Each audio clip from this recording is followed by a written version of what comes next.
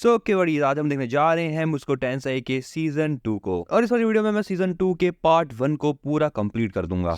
इस वाले सीजन की स्टार्टिंग होती है रूडियस के डिप्रेशन से, यानी हाँ, एरिस के जाने के बाद से ही रूडियस अभी तक डिप्रेस्ड है। लेकिन अभी फिलहाल रूडियस अपने एक नए एडवेंचर पे निकल चुका है ताकि वो अपनी मदर जैद को ढूंढ पाए। अब यहाँ पर रूडियस को पैसों की बहुत ज्यादा जरूरत होती है, इसीलिए वो काउंटर एरो नाम का एक ग्रुप ज्वाइन करता है। इस ग्रुप में बहुत अच्छे फाइटर्स होते हैं जैसे कि सुजैन और पैट्रिस। इसी के साथ इस ग्रुप में एक मैजिशियन भी होता है जिसका नाम है तिमोथी। इसी के साथ इनके पास एक हीलर भी होता है जिसका नाम है मिमिर, और एक आर्चर भी है जिसका नाम है सैरा। सैरा की पर्सनैलिटी को देखने के बाद यहाँ पर रूडियस को एरिस की याद आती है, इसीलिए वो सैरा पर भरोसा नहीं करता। सेम सैरा भी रूडियस के साथ ऐसा ही करती है। सैरा को भी रूडियस के ऊपर कोई भरोसा नहीं है। एक दिन इन लोगों की टीम एक मिशन पे जाती है जहाँ पर इन लोगों को ग्रिजली बियर्स को मारना होता है। लेकिन यहाँ पर इन लोगों के लिए ये वाला मिशन बहुत ज्यादा मुश्किल हो रहा था क्योंकि इन भालुओं का ग्रुप इनकी पूरी टीम को घेर लेता है। रूडियस यहाँ पर देखता है कि उसकी पूरी टीम यहाँ पर उन भालुओं से बहुत ज्यादा मेहनत के साथ लड़ रहे होते हैं, वो भी फुल एफर्ट से। इसलिए रूडियस भी यहाँ पर अब अपनी पावर्स का इस्तेमाल करता है। ये लोग यहाँ पर जैसे मिशन पूरा करके अपने विलेज वापस पहुंचते हैं, तब यहाँ पर ये सारे लोग मिलकर रूडियस की बहुत ज्यादा तारीफें करते हैं। ये सब चीजें देखने के बाद यहाँ पर रूडियस का थोड़ा सा मूड अच्छा होता है और वो कहता है भाड़ में जाए एरिस, मेरे पास अभी मेरी फैमिली है, लीलिया है, आयशा है और यहाँ तक कि मेरी टीचर रॉक्सी भी है। इसलिए अब यहाँ पर रूडियस फाइनली एरिस की मेमोरीज को मिटा देता है उसके बालों को जलाकर। इसके बाद यहाँ पर कुछ समय बीतता है एंड पता चलता है कि रूडियस जिस टाउन में रुका हुआ था उस टाउन में वो फेमस होते जा रहा है। रूडियस सबकी मदद करता है और उनसे कहता है तुम मेरा नाम दूर दूर तक फैलाओ जिससे कि जैनत को उसके बारे में पता चले और वो जैनत को आराम से ढूंढ ले। एक दिन रूडियस का पूरा ग्रुप एक नए मिशन पर जाता है जहाँ पर इन्हें स्नो ड्रेक नाम के एक मॉन्स्टर को पकड़ना होता है। अब यहाँ पर ये लोग अपना मिशन चालू कर देते हैं और ये इन मॉन्स्टर को चुन चुन के मारते हैं। अब यहाँ पर फाइट करते हुए इन्हें एक दूसरे ग्रुप का मेंबर मिल जाता है और ये ग्रुप भी यहाँ पर स्नो ड्रेक्स को ही मारने आया होता है। दूसरे ग्रुप वालों को ये लगता है कि ये लोग यहाँ पर उनके मिशन को चोरी करने आए हैं, इसीलिए वो काउंटर एरो के एक मेंबर तिमोथी को मारता है। काउंटर एरो वाले यहाँ पर कहते हैं कि हम यहाँ पर स्नो ड्रेक्स के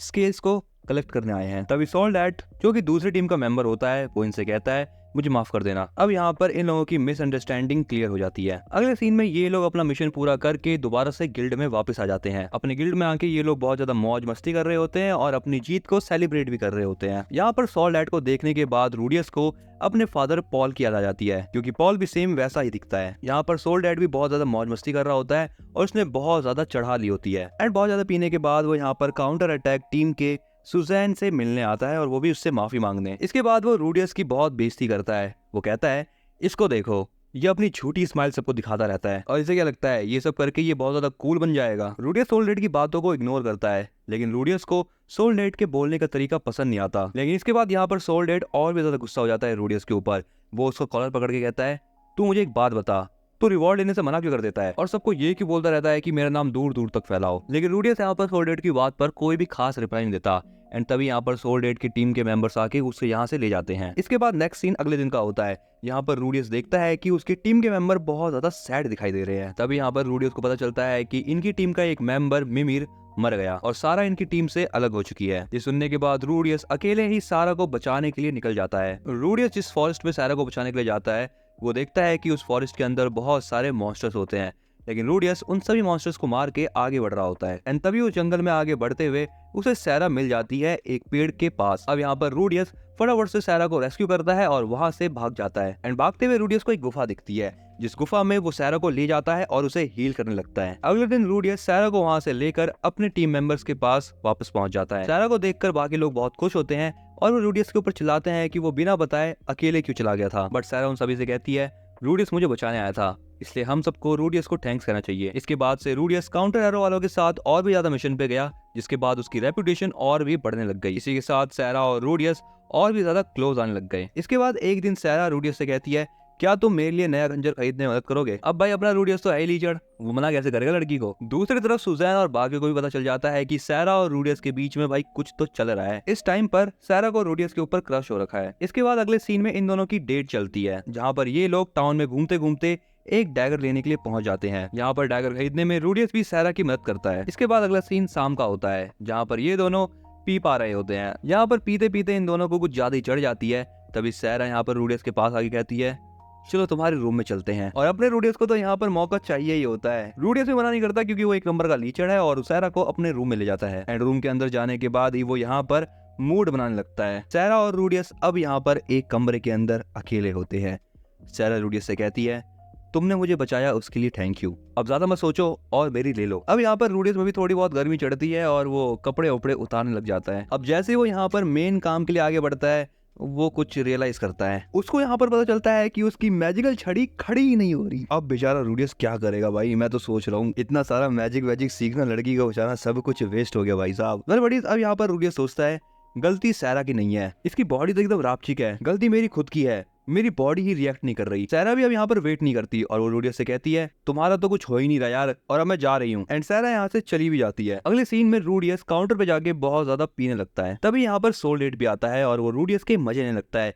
लेकिन इस बार रूडियस उसकी सुनता नहीं है और उसको उठा के पटक देता है। सोलडेड को मारते हुए यहाँ पर रूडियस उससे कहता है, मेरी छड़ी खड़ी नहीं हो रही और तुझे मजे लेने हैं। रूडियस की ऐसी हालत को देखने के बाद सोलडेड उससे कहता है, तुझे हुआ क्या है, तू आराम से बता मुझे। अब यहाँ पर रूडियस सोलडेड को सारी की सारी बातें बता देता है जो कि एरिस ने उसके साथ करी और जो सैरा ने उसके साथ करी। सोलडेड रूडियस से कहता है, तू चिंता मत कर, मेरे पास एक आइडिया है और चिंता मत कर, मैं तेरी छड़ी खड़ी करवा के रहूंगा। इसके बाद अगले सीन में सोलडेड रूडियस को एक ऐसी जगह लेके जाता है जहाँ पर बहुत सारी खूबसूरत लड़कियां होती है। यहाँ पर एक लेडी रूडियस को एक कमरे में लेके जाती है और उसके सामने वो अपने कपड़े उतारने लगती है ताकि वो रूडियस की छड़ी में कुछ रिएक्शन ला पाए, लेकिन ऐसा कुछ भी नहीं होता और रूडियस की छड़ी कुछ भी रिएक्ट नहीं करती। इसके बाद अगले सीन में यहाँ पर ये दोनों कमरे से बाहर आ जाते हैं और ये लेडी सोलडेड को बताती है कि इसकी छड़ी खड़ी नहीं हो सकती। सोलडेड भी रूडियस की दिक्कत को समझता है और वो उसे बाहर लेके जाता है। इसके बाद अगला सीन सुबह का होता है। सोलडेड रूडियस से कहता है, जल्दबाजी करना बेकार रहेगा, तुम्हारी प्रॉब्लम को हम आराम से सॉल्व करेंगे। जहाँ पर रूडियस सैरा के बारे में उटपटांग सी बातें करने लगता है। रूडियस सोलडेड से कहता है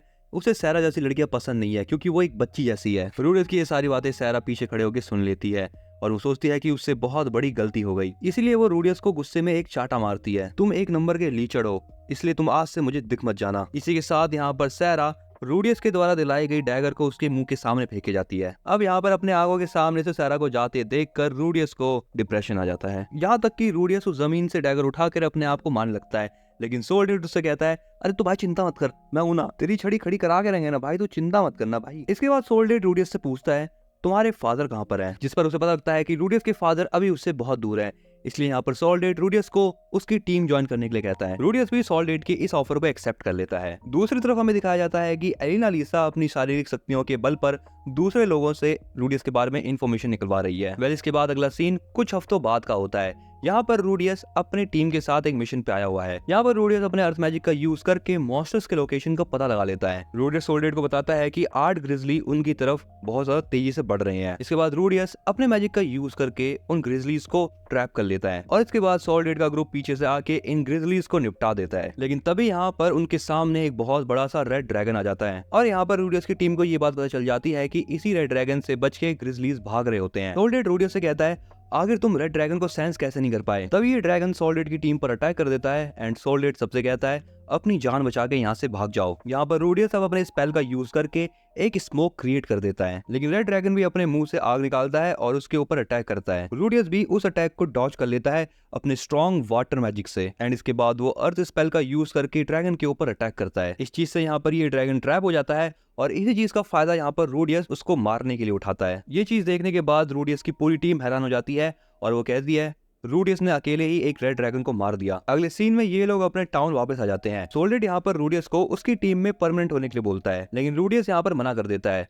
और वो सोलडेड से कहता है, मुझे अपनी मॉम को ढूंढने के लिए दूसरी कंट्री में जाना होगा। इसके बाद हमें दिखाया जाता है कि रूडियस ने बहुत ज्यादा फिजिकल ट्रेनिंग करके अपनी एक बहुत अच्छी बॉडी भी बना ली है। इसके बाद रूडियस एक जगह पर बैठ के अपना नाश्ता करने लगता है। वो नाश्ता कर ही रहा होता है कि तभी यहाँ पर एलिना लीसा जाती है। एलिना लीसा यहाँ पर रूडियस से कहती है, तो फाइनली मैंने तुम्हें ढूंढ ही लिया। रूडियस सोचता है कि एलिना लीसा उसकी बॉडी देखकर पगला गई है। वेल इसके बाद एलिना लीसा रूडियस के पास जाकर उससे बहुत प्यार से कहती है, मैं तुम्हारे फादर के टीम में रहा करती थी और मैं रॉक्सी की भी दोस्त हूँ। इसके बाद लीसा रूडियस से कहती है, मैंने सुना है कि तुमने अकेले ही एक रेड ड्रैगन को मार दिया। इसके बाद यहाँ पर लीसा अपने नेचर को शो करते हुए रूडियस को किस करने की कोशिश करती है, लेकिन वो देखती है कि रूडियस के गले में एक नेकलेस है। रूडियस लीसा को बताता है कि ये नेकलेस मुझे सिल्फी ने दिया था, जो कि एक एल्फ है। अब यहाँ पर लीसा अपना नेकलेस भी दिखाती है रूडियस को और वो उसे बताती है कि वो रुक इसलिए गई क्योंकि वो नहीं चाहती कि वो पॉल की डॉटर इन लॉ बने। वेल इसके बाद अब यहाँ पर लीसा रूडियस को उसकी मॉम की लोकेशन के बारे में बता देती है, जो कि रॉक्सी को उस डीमन गर्ल से पता चली थी। ये सुनकर रूडियस सोचता है कि अब वो फटाफट से बिना कोई टाइम वेस्ट करे अपनी मॉम को बचाने के लिए निकल जाएगा, लेकिन लीसा उससे कहती है,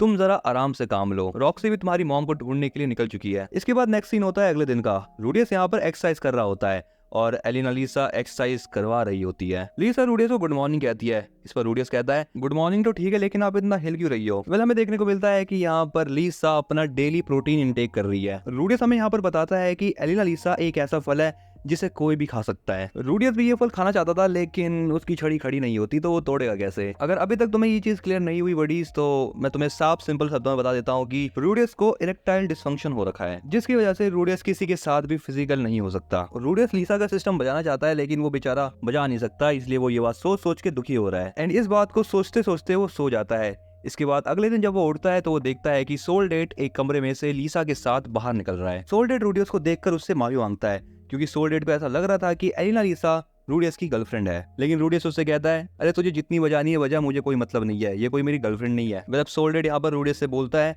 एलिना लीसा ने रात भर बहुत मजे करवाए मुझे। लीसा भी यहाँ पर बहुत ज्यादा प्राउडली कहती है कि वो जितने ही मर्दों के साथ सोई है उसने सबको सेटिस्फाई किया है। अगले सीन में रूडियस अपना खाना वाना खा रहा होता है, लेकिन लीसा का कुछ और ही चल रहा है। इसके बाद अगला सीन कुछ दिनों बाद का होता है, जहाँ पर रूडियस अपनी एक्सरसाइज कर रहा होता है एंड एलिना लीसा उसके पास एक लेटर लेके आती है। जैसे ही रूडियस उस लेटर को देखता है, उसे पता चलता है कि उसे यूनिवर्सिटी ऑफ मैजिक से इनविटेशन आ रखा है। यूनिवर्सिटी ऑफ मैजिक रूडियस को एज अ स्पेशल स्टूडेंट बुलाना चाहती है अपनी यूनिवर्सिटी में पढ़ाने के लिए। उस लेटर को पढ़ने के बाद रूडियस को ऐसा लगता है कि उसके साथ किसी ने मजाक किया है और ये लेटर भी झूठा है। लेकिन तब भी रूडियस इस चीज को चेक कराने के लिए एक ऐसे बंदे के पास जाता है जो कि यूनिवर्सिटी ऑफ मैजिक से पढ़ रखा है। उस बंदे से बात करके रूडियस को ये बात पता चलती है कि ये लेटर एक स्कैम नहीं है, यूनिवर्सिटी ऑफ मैजिक वाले सच में रूडियस के अंदर इंटरेस्टेड हैं। तभी रूडियस के सामने लीसा आ जाती है और रूडियस के सामने बैठे हुए आदमी को सेड्यूस करने लगती है। तुम यूनिवर्सिटी ऑफ मैजिक वालों की बात मान लो और तुम्हें यूनिवर्सिटी चले जाना चाहिए। रूडियस ये बात सोच रहा होता है और इसके बाद अगला सीन होता है मैन गॉड और रूडियस का, जहाँ पर रूडियस मैन गॉड से 2 साल बाद मिल रहा है। मैन गॉड रूडियस से कहता है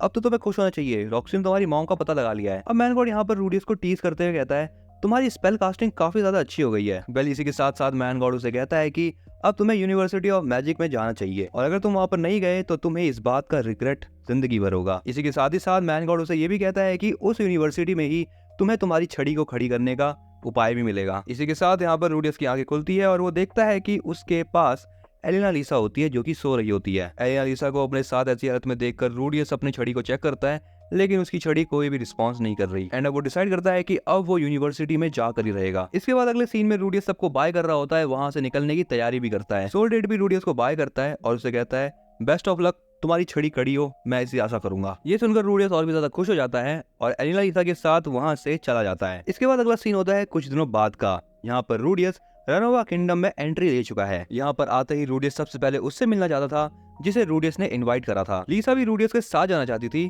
क्योंकि वो बताती है कि उसको अब जवान लड़कों में इंटरेस्ट आने लग रहा है। लीसा के साथ इतना सारा टाइम स्पेंड करने के बाद रूडियस को एक बात पता चलती है। रूडियस बताता है कि एलिना लीसा के ऊपर एक कर्स है। रूडियस बताता है कि अगर एलिना एक भी दिन बूम बूम नहीं करेगी तो वो मर सकती है। एनीवेज इसके बाद ये लोग यूनिवर्सिटी ऑफ मैजिक में पहुंच जाते हैं। यहाँ पर एक जीनियस नाम का एक प्रोफेसर होता है जो कि काफी बूढ़ा होता है एंड वो अपने आप को रूडियस को इंट्रोड्यूस करता है। रूडियस जीनियस को बताता है कि रॉक्सी ने उसे एडवाइस दी थी कि वो इस वाली यूनिवर्सिटी को ज्वाइन करे मैजिक सीखने के लिए। रूडियस जीनियस को कहता है वो ये चाहता है कि वो इस यूनिवर्सिटी में पढ़ के मैजिक के बारे में और भी ज्यादा नॉलेज गेन करे। अब यहाँ पर जीनियस रूडियस को बताता है कि उसको एक छोटा सा टेस्ट देना पड़ेगा। इसी के साथ ही साथ जीनियस रूडियस को यूनिवर्सिटी में घुमाते हुए उसे यूनिवर्सिटी के बारे में बहुत सारी बातें बताता है और बातों ही बातों में रूडियस जीनियस को बताता है कि उसे हीलिंग मैजिक सीखने में बहुत ज्यादा इंटरेस्ट है और हम जानते हैं कि ऐसा क्यों है, छड़ी का मामला है ना भाई। पूरी यूनिवर्सिटी घुमाने के बाद यहाँ पर जीनियस रूडियस को बोलता है रूडियस हमने सुना है कि तुम बिना बोले मैजिक का यूज कर सकते हो। वेल अभी जो तुम्हारा ओपोनेंट तुम्हारे सामने आएगा वो भी ऐसा कर सकता है। तभी यहाँ पर एक बंदा आता है जो कि अपने आप को फिट्स नाम से इंट्रोड्यूस करता है और ये बंदा एक्चुअली बंदा नहीं है, ये है सिल्फी। सिल्फी रूडियस को देखकर रूडियस को पहचान जाती है,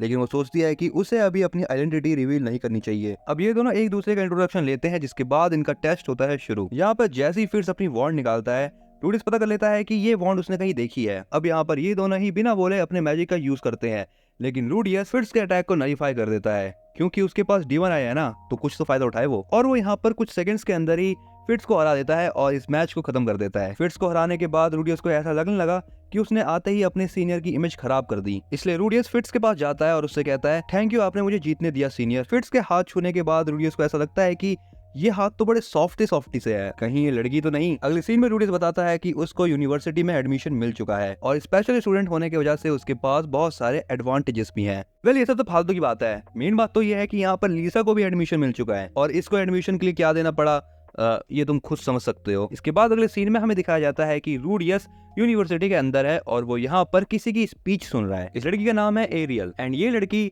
स्टूडेंट काउंसिल की लीडर है। वेल, इसकी स्पीच खत्म होने के बाद जैसे ही रूडियस अपनी क्लास में जाता है उसको ये चोमू दिख जाता है। हाँ, ये जेनोवा है जो कि पिछले सीजन में हमने देखा था। इसी के साथ हमें 2 बीस्ट लड़कियां भी दिखती हैं। एक का नाम है लीनिया और दूसरी का नाम है पर्सना। इसी के साथ यहाँ पर एक और लड़का है जिसका नाम है क्लिफ। रूडियस क्लिफ से बात करता है और बातों ही बातों में पता चलता है कि क्लिफ रूडियस को जानता है और ये बात उसको एरिस से पता चली, लेकिन एरिस से मिले हुए उसको काफी ज्यादा टाइम बीत चुका है। इसी के साथ ही साथ जेनोवा रूडियस को बताता है कि उनकी क्लास में फिट्स भी है, लेकिन वो कम आता है। इसके बाद अगले सीन में रूडियस एक लड़के से मिलता है जिसका नाम है ल्यूक नोटस ग्रेरैट। ल्यूक यहाँ पर 2 लड़कियों के साथ होता है। वो रूडियस से कहता है तुम इतने ज्यादा होशियार भी नहीं हो, इसलिए अपनी होशियार पत्ती कम दिखाया करो। ये कहने के बाद ल्यूक वहाँ से चले जाता है एंड रूडियस भी अपने कमरे में जाने लगता है। लेकिन तभी यहाँ पर एक अजीब सी चीज होती है। रूडियस को आसमान में उड़ती हुई एक अंडरवेयर मिलती है। अब यहाँ पर रूडियस के हाथ में ये चीज देखकर वहाँ पर बहुत सारी लड़कियां इकट्ठी हो जाती है जो कि उसे लीचड़ और ठरकी बुलाने लगती है, जो कि वो है, लेकिन इस बार अपने रूडियस की कोई गलती नहीं है यार इधर। अब यहाँ पर ये लड़कियां मिलकर रूडियस की भुस्सी भरने वाली होती हैं, लेकिन तभी यहाँ पर फिट्स आ जाता है और वो लड़कियों से कहता है उसके हाथ से ये अनमोल चीज गलती से छूट गई थी। अब बड़ी यहाँ पर ये सारी की सारी बातें और ये सीन तुम्हें फालतू का लग रहा होगा, जो कि है, लेकिन ये फालतू को देख कर ही मजा आता है इस एनीमे में। एनीवेज, फिट्स यहाँ पर आके रूडियस का पिछवाड़ा बचा लेता है। इसके बाद अगला सीन रात का होता है जहाँ पर फिट्स और रूडियस एक साथ बैठे हुए होते हैं। रूडियस फिट्स को थैंक्स कहता है क्योंकि उसने सही समय पर आके उसको बचा लिया। रूडियस फिट्स से कहता है तुम ये हर समय चश्मा क्यों पहन के रखते हो, जिस पर फिट्स कहता है कोई रीजन है जो कि मैं तुम्हें बता नहीं सकता अभी। अगले सीन में हमें पता चलता है कि रूडियस अब यूनिवर्सिटी के अंदर बहुत ज्यादा कंफर्टेबल हो चुका है। रूडियस यहाँ पर बहुत ज्यादा नए नए टाइप के मैजिक भी सीखता है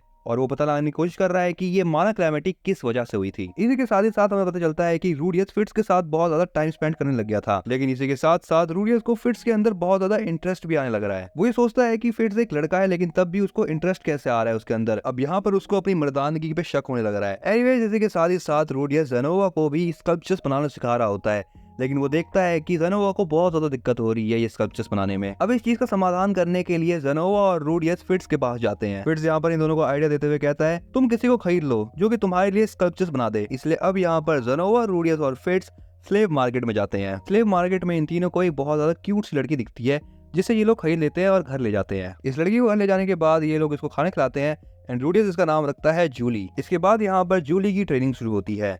रूडियस जूली को बेसिक मैजिक सिखाने लगता है और बहुत सारी इंपॉर्टेंट चीजें भी सिखाता है जिससे कि वो जेनोवा की हेल्प कर पाए। दूसरी तरफ हमें दिखाया जाता है कि फिट्स भी अब अपनी रेगुलर क्लासेस को अटेंड करने लग चुका है। क्लास में पढ़ाई जा रही सारी चीजें फिट्स को पहले से आती थी क्योंकि वो सारी चीजें उसको रूडियस सिखा चुका है, लेकिन वो बस एरियल के लिए ही बैठी रहती है। इसके बाद अगला सीन होता है 1 महीने बाद का। यहाँ पर बहुत कमाल की चीज होती है। रूडियस जूली को मैजिक सिखा देता है और यहाँ पर जूली भी बिना बोले मैजिक यूज कर रही है, बिल्कुल रूडियस की तरह। एक दिन रूडियस यहाँ पर जेनोवा से कहता है मैंने तुम्हें रॉक्सी का स्कल्पचर दिया था, क्या तुम बता सकते हो कि वो आखिर है कहाँ अभी। जेनोवा कहता है वो स्कल्पचर तो टूट गया है सर। एंड ये बात सुनने के बाद रूडियस का माथा बहुत ज्यादा खराब हो जाता है, लेकिन जेनोवा उसे बताता है कि अरे सर वो स्ट्रक्चर तो इसलिए टूटा क्योंकि मेरी लड़ाई हुई थी लीनिया और पर्सिना से और इसी फाइट में मैं हार गया और ये स्कल्पचर टूट गया। रूडियस को यहाँ पर रॉक्सी से बहुत ज्यादा प्यार है, इसलिए अब वो लीनिया और पर्सिना से बदला लेगा। अगले सीन में रूडियस इन दोनों के सामने होता है और इन दोनों को बहुत आराम से हरा देता है, जिसके बाद ये इन दोनों लड़कियों को अपने रूम में ले जाता है और बांध देता है। अब यहाँ पर इन दोनों को रूडियस ने 1 दिन से बांध के रखा है, इसलिए अब ये दोनों अपनी पैंटें गीली कर देते हैं। ये चीज रूडियस देख लेता है और वो फिट्स की हेल्प मांगता है इस चीज में। फिट्स यहाँ की साफ सफाई कर देता है, जिसके बाद रूडियस फिट्स से कहता है कि मुझे इन दोनों को एक लेसन सिखाना है, लेकिन मैं ये भी नहीं चाहता कि ये दोनों मुझसे नफरत करे, इसलिए मुझे क्या करना चाहिए तुम ये बताओ। फिट्स के दिमाग में यहाँ पर एक खुराफात आती है और वो पेंट से इन दोनों के फनी फेसेस बना देता है। रूडियस इन दोनों को यहाँ पर ये बताता है कि उसकी मास्टर है ग्लेन। ग्लेन का नाम सुनने के बाद ये दोनों रूडियस की रिस्पेक्ट करने लग जाती है, जिसके बाद रूडियस इनको छोड़ देता है। इसके बाद अगले सीन में रूडियस और फिट्स एक साथ होते हैं। फिट्स यहाँ पर सोचता है कि वो अपना सनग्लासेस हटा दे और रूडियस को अपना असली चेहरा दिखाते, लेकिन तभी उसके दिमाग में कुछ आता है और वो ऐसा नहीं करता। इसके बाद अगला सीन अगले दिन का होता है। यहाँ पर क्लिफ रूडियस से एक मदद मांगता है। क्लिफ रूडियस को कहता है मुझे एक लड़की पसंद है एंड ये लड़की कोई नहीं होती, ये होती है महिला लीचड़ लीसा। रूडियस भी यहाँ पर ये सोचता है कि एक बार उसको क्लिफ की बात एलिना से करवा देनी चाहिए। ये हो सकता है कि एलिना के बारे में सब कुछ पता चलने के बाद ये उससे दूरी बना ले। रूडियस के साथ एक लड़के को देखकर एलिना रूडियस से कहती है तुमने उस लड़के से कितने पैसे लिए हैं यहाँ पर लाने के लिए। रूडियस कहता है ये तुम क्या आलतू फालतू की बातें कर रही हो, मैं ऐसा नहीं हूँ, उस लड़के को तुमसे कुछ बातें करनी है इसलिए मैं उसे यहाँ लाया हूँ। रूडियस लीसा को कहता है तुम्हें उससे ज्यादा बातें नहीं करनी, वो तुमसे बात करेगा और तुम्हें मना कर देना है। इसके बाद एलिना लीसा क्लिफ से बातें करने लगती है एंड रूडियस भी यहाँ से चले जाता है। अगले दिन स्कूल में आते ही रूडियस देखता है कि एलिना लीसा और क्लिफ एक साथ एक बेंच पर हैं और इन दोनों ने एक दूसरे को डेट करना भी स्टार्ट कर दिया है। क्लिफ लीसा को कहता है हम जल्दी तुम्हारे कर्ज का उपाय निकाल लेंगे। इसके बाद अगले सीन में रूडियस बताता है कि ये जो समय चल रहा है ये है मेटिंग सीजन, इसलिए अब यहाँ पर रूडियस को बहुत सारे चैलेंजेस आते हैं क्योंकि इन लोगों को लगता है कि जो रूडियस है वो लीनिया और पर्सीना का बॉस है, इसलिए अगर उन लोगों ने रूडियस को हरा दिया तो उन्हें लीनिया और पर्सीना दोनों मिल जाएगी। लेकिन रूडियस किसी को भी सच नहीं बताता और एक एक करके सबको हरा देता है। इसके बाद यहाँ पर रूडियस से लड़ने के लिए ये बड़ा सा डीमन किंग आता है जिसका नाम है बड़ी गाड़ी, और ये डीमन किंग उसी का फियांसे है जिसने रूडियस को अपनी डीमन आई दी थी। यहाँ पर बड़ी गाड़ी रूडियस से लड़ाई इसलिए करना चाहता है क्योंकि किसी रिका ने उसे बताया है कि रूडियस एक बहुत ज्यादा टैलेंटेड लड़का है। बड़ी गाड़ी रूडियस से कहता है तुम्हें मेरे ऊपर अटैक करने का सिर्फ एक ही मौका मिलेगा और अगर तुमने वो अटैक सक्सेसफुल करा तो तुम जीते। रूडियस भी ठीक ऐसा ही करता है और वो अपने फर्स्ट अटैक में एक बहुत बड़ा सा पत्थर का नुकीला स्टोन बनाता है। रूडियस का ये वाला अटैक बहुत ज्यादा पावरफुल होता है जिससे बड़ी गाड़ी पीछे धकेल जाता है। वह इसके बाद बड़ी गाड़ी अनाउंस करता है कि रूडियस इस मैच को जीत चुका है। इसके बाद अगला सीन कुछ महीने बाद का होता है एंड यहाँ पे पता चलता है कि बड़ी गाड़ी ने रूडियस की क्लास को ज्वाइन कर लिया है। यहाँ पर हमें फिट्स को भी दिखाया जाता है जो कि ये सोच रही होती है कि उसे अपना सीक्रेट रूडियस को अभी बता देना चाहिए या फिर नहीं बताना चाहिए। एरियल उसे एडवाइस देते हुए कहती है कि अब समय आ गया है कि तुम अपनी सारी सच्चाई रूडियस को बता दो। दूसरी तरफ हमें दिखाया जाता है कि रूडियस टेलीपोर्टेशन मैजिक के बारे में सीख रहा है। यहाँ पर फिट्स रूडियस को एडवाइस करता है कि उसको एक ऐसे बंदे से मिलना चाहिए जो कि समनिंग मैजिक में स्पेशलिस्ट हो। इसीलिए ये लोग अगले सीन में मिलने चले जाते हैं 7 स्टार से। लेकिन जैसे ही रूडियस इसको देखता है